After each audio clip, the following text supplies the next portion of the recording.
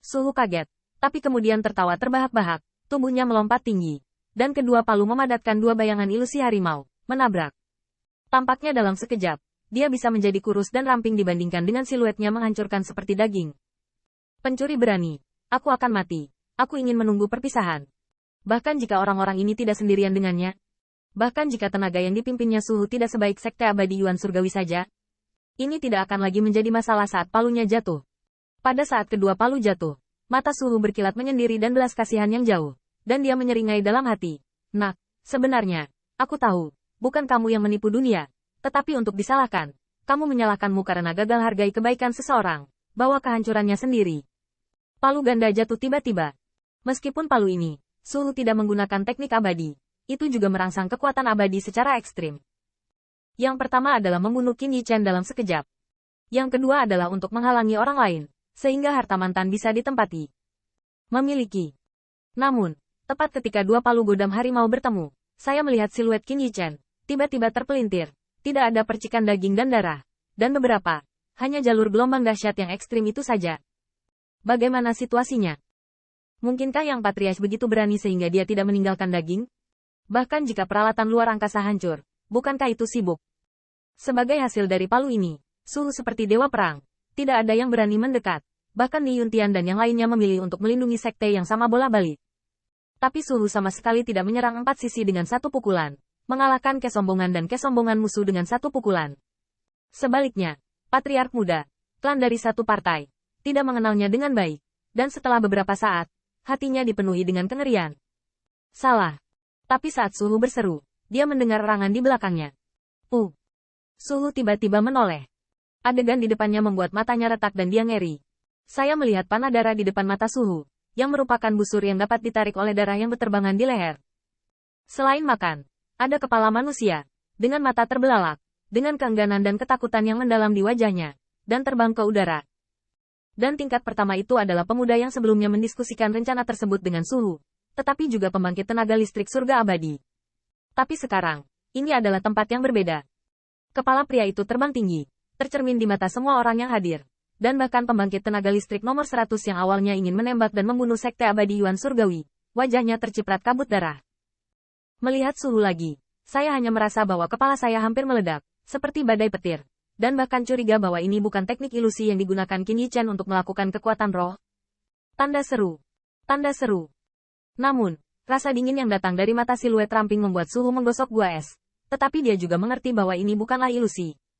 Satu pukulan, potong surga abadi. Tanda seru. Tanda seru. Tanda seru. Tanda seru. Suhu terkejut.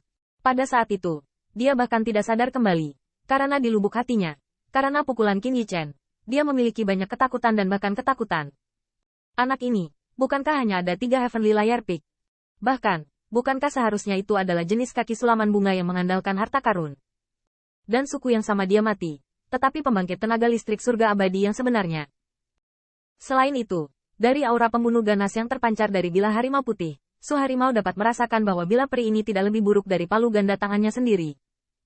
Itu saja. Lagi pula, prajurit abadi membela anak itu. Suhu bisa mengerti.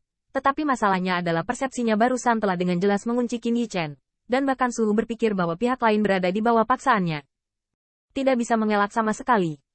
Dan fakta setelahnya memang sama. Jadi Suhu tidak bisa membayangkan mengapa Qin Yichen bisa lolos dari serangannya sendiri dan membunuh kerabatnya sendiri. Satu tembakan ke surga abadi. Suhu bertanya pada dirinya sendiri. Bisakah dia benar-benar melakukannya tanpa menggunakan teknik abadi? Memikirkan hal ini, Suhu menggigil sebentar. Dan yang paling membuatnya takut adalah dia bahkan tidak tahu kapan Qin Yichen menembak.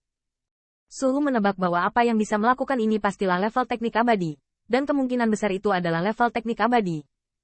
Teknik tingkat abadi. Tahukah Anda? Teknik abadi sangat berharga karena kecemburuan surga, apalagi teknik abadi. Bahkan jika itu adalah Sekte Abadi Yuan Surgawi, saya khawatir hanya beberapa murid yang membawa tripod yang dapat berkultivasi. Nomor 100 pembangkit tenaga listrik yang awalnya ingin menembak Sekte Abadi Yuan Surgawi, atau merebut rampasan perang, juga terpana, mata masing-masing dan semua orang tumpul dan penuh kejutan. Ini, bagaimana ini mungkin? Apakah ini benar-benar pencuri Qin Yichen? Tanda seru. Heavenly Immortal. Kekuatan yang mengerikan? Tanda seru. Di bawah surga abadi, dapatkah saya memotong surga abadi? Bukan seseorang yang menganalisisnya barusan, Tapi kekuatan marsial daunnya hanya yang lemah yang terakumulasi melalui harta? Tanda seru.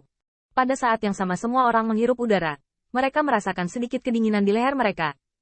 Aku bertanya pada pisau tadi. Jika mereka menebas sendiri, ada 100 orang yang hadir. Dan tidak ada yang berani mengancam untuk bertahan hidup. Semua orang di tempat kejadian tidak pernah berpikir bahwa ini harus menjadi kesemek yang lembut. Atau bahkan sepotong lemak Qin Yichen yang diperjuangkan semua orang. Kekuatan marsial Dao juga menantang surga. Semua orang bahkan lupa memikirkannya saat ini. Pada upacara sekte abadi baru-baru ini, Marin Dao Realem dari Qin Yichen baru saja memasuki 3 lapisan surgawi. Karena ini tidak lagi penting, hanya 100 pembangkit tenaga listrik yang tahu bahwa bila ini juga dapat membuat perbedaan untuk diri Anda sendiri. Menghadapi pengepungan oleh beberapa ratus orang, Qin Yichen selalu tidak mengucapkan sepatah kata pun sejak awal, lalu memotongnya hanya dengan satu pukulan, menunjukkan kesombongannya. Ini juga menyebabkan beberapa ratus pembangkit tenaga listrik panik, dan tidak ada yang berani bergegas ke sekte abadi Yuan Surgawi lagi. Qin Yichen memegang pedang macan putih, seolah membunuh dewa. Setelah melirik Su Tiger, hanya ada niat membunuh di mata bintang, dan kemudian dia memindai keempat sisinya, tetapi tidak ada yang berani melihatnya. Siapa lelaki ini? Minum dan minum di sekitar berbeda dengan kesombongan suhu. Ketidakpedulian di dalamnya tampaknya membuat sisi langit dan bumi ini terdiam sesaat, dan kemudian terjadi ledakan agitasi atau mundur atau terbang berputar-putar. Pada saat ini, Mi Yuntian baru saja mengeluarkan tentara abadi, dan hatinya masih gelisah. Ketika dia bisa menopang tangan suhu, berapa banyak orang di sekitar mereka yang dikelilingi oleh jenderal ini dan yang ketiga. Ada kekosongan, dan hanya beberapa lusin orang yang mengotori tempat mereka dengan agresi. Lusinan orang ini adalah anggota klan yang dipimpin oleh suhu. Di momen sebelumnya, mereka masih bergengsi. Mereka berdiskusi satu sama lain tentang murid sekte abadi Yuan Surgawi mana yang terlihat lebih kaya. Mereka dipimpin oleh Yang Patriarch. Mereka bahkan lebih bersemangat untuk berpikir bahwa keuntungan industri ini telah melampaui sebagian besar atau semua kekuatan di bawah sekte abadi. Namun, sesaat kemudian, kekuatan teori identitas orang dewasa itu lebih rendah dari patriark muda. Apa yang membuat mereka paling marah dan putus asa adalah bahwa mantan Murderous Looking yang mengancam akan membunuh Qin Yichen dan 100 Heavenly Yuan Immortal sekte murid bersama mereka. Bahkan karena tusukan mantan, Thunder tidak dapat menutup telinganya dengan cepat. Menggambar batas dengan mereka sama sekali berbeda.